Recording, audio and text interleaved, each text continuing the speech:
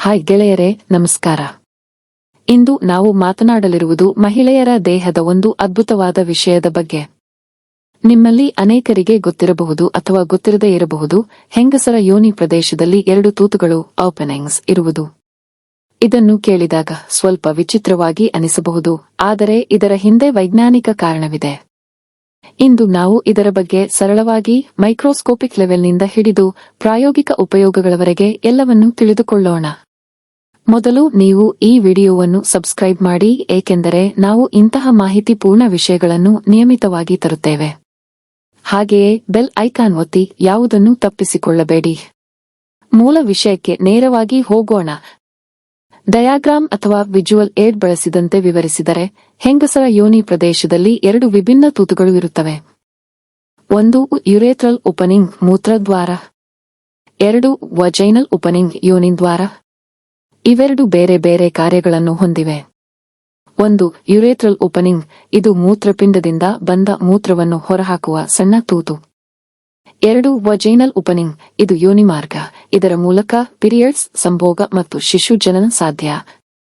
ಸರಳ ಉದಾಹರಣೆ ಹೇಳಬೇಕಾದರೆ, 1 ತೂತು ಪಿಪಿಗಾಗಿ, ಇನ್ನೊಂದು ಬೇಬಿ ಮತ್ತು ಪೀರಿಯಡ್ಸ್ಗಾಗಿ.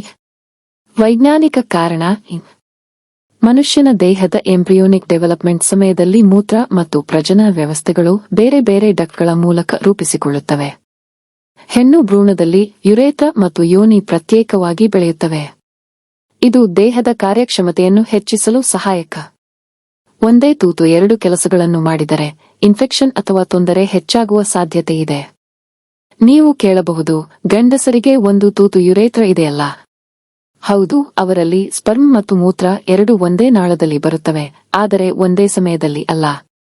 ಸಾಮಾನ್ಯ ತಪ್ಪು ಗ್ರಹಿಕೆಗಳು: 2 ತೂತುಗಳು ಎಂದರೆ 2 ಯೋನಿಗಳು ಅಂತಲ್ಲ, ಯೋನಿ ಒಂದೇ. ಮೂತ್ರ ದ್ವಾರ ಪ್ರತ್ಯೇಕ.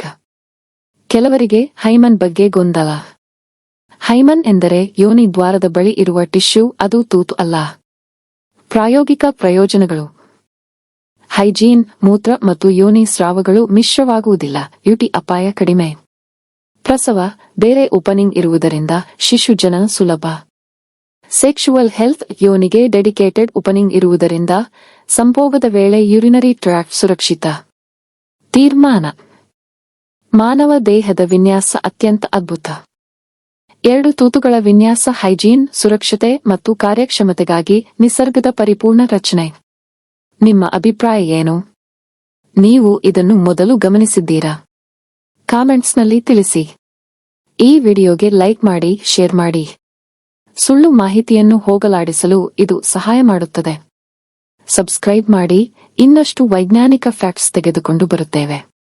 ಧನ್ಯವಾದಗಳು. ಮುಂದಿನ ವಿಡಿಯೋದಲ್ಲಿ ಭೇಟಿಯಾಗೋಣ.